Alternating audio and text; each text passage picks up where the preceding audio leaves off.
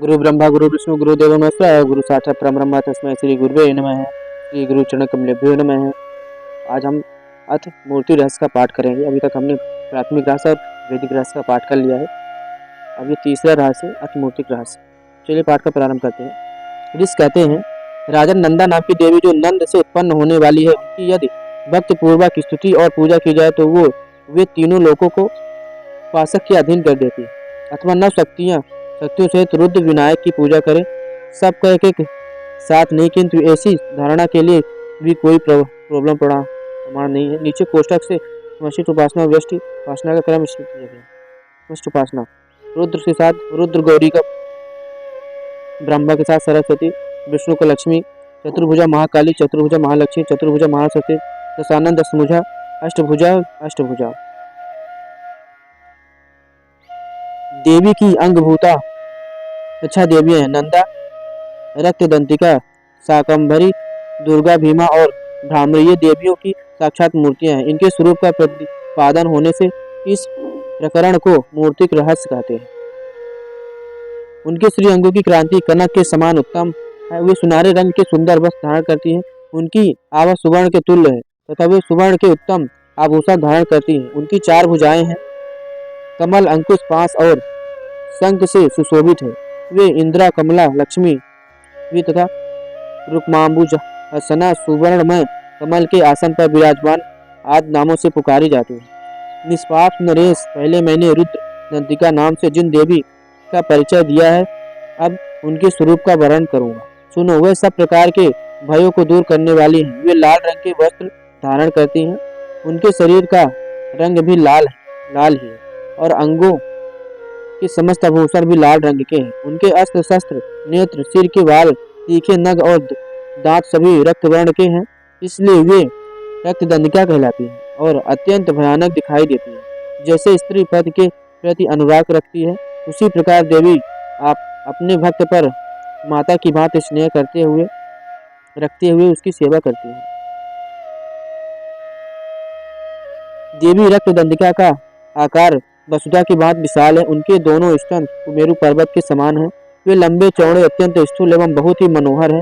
कठोर होते हुए भी अत्यंत कमनीय है तथा पूर्ण आनंद के समुद्र है। संपूर्ण कामनाओं की पूर्ति करने वाले ये दोनों स्तन देवी अपने भक्तों को पिलाती हैं। वे अपनी 4 भुजाओं में खड़ग, पान पात्र, मुसल और हल धारण करती हैं। यही रक्त चामुंडा और योगेश्वरी देवी कहलाती हैं। इनके द्वारा संपूर्ण चराचर जगत व्याप्त है। जो इन रक्तदंतिका देवी का भक्ति पूर्वक पूजन करता है, वह भी चराचर जगत में व्याप्त होता है। वह यथेष्ट भोगों को भोगकर अंत में देवी के साथ सायुज्य प्राप्त कर लेता है। जो प्रतिदिन रक्तदंतिका देवी के शरीर का यह स्तमन करता है, उसकी वे देवी प्रेम पूर्वक संरक्षण रूप सेवा करती है। ठीक उसी तरह जैसे पतिव्रता नारी अपने प्रियतम पति की परिचर्या करती है, शाकंभरी देवी शरीर की कांति नीले रंग की है। उनके नेत्र नील कमल के समान है। नाभि नीची तथा त्रिवली से विभूषित, उदर मध्यम भाग सूक्ष्म है।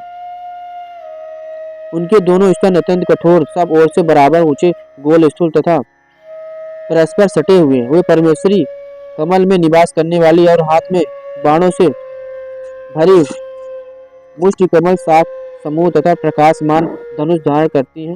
वे शाख समूह अनंत मनोवांछित रसों से युक्त तथा क्षुधा, तृषा और मृत्यु के भयों को नष्ट करने वाला तथा फूल पल्लव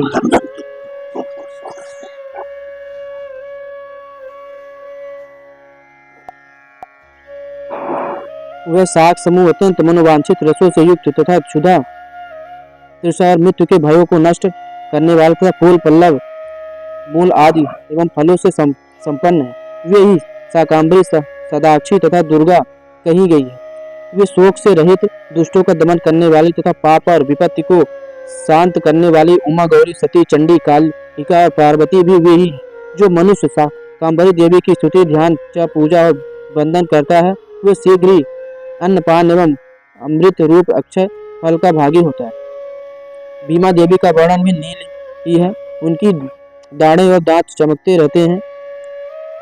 उनके नेत्र बड़े बड़े स्वरूप, स्त्री का स्तन गोल गोल और स्थूल है। वे अपने हाथों में चंद्रहास नामक खड़ग, डमरू, मस्तक और बाण पात्र धारण करती हैं। वे ही एक वीरा, कालरात्रि तथा कामदा कहलाती हैं।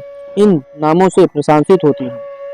ब्राह्मी देवी की कांति विचित्र अनेक रंग की है। वे अपने तेजो मंडल के कारण दुर्ग दुर्धर्ष दुर्घ दुर्धर्ष दिखाई देती हैं। उनका अंगराग भी अनेक रंग का है तथा वे विचित्र विचित्र आभूषण से विभूषित हैं।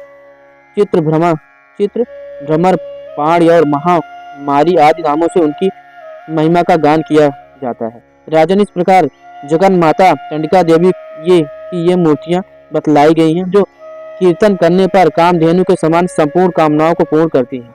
यह परम गोपनीय रहस्य है। इसे तुम्हें दूसरे किसी को नहीं बतलाना चाहिए। दिव्य मूर्तियों का यह आख्यान मनोवांछित फल देने वाला है, इसलिए पूर्ण प्रयत्न करके तुम निरंतर देवी के जप आराधन में लगे रहो।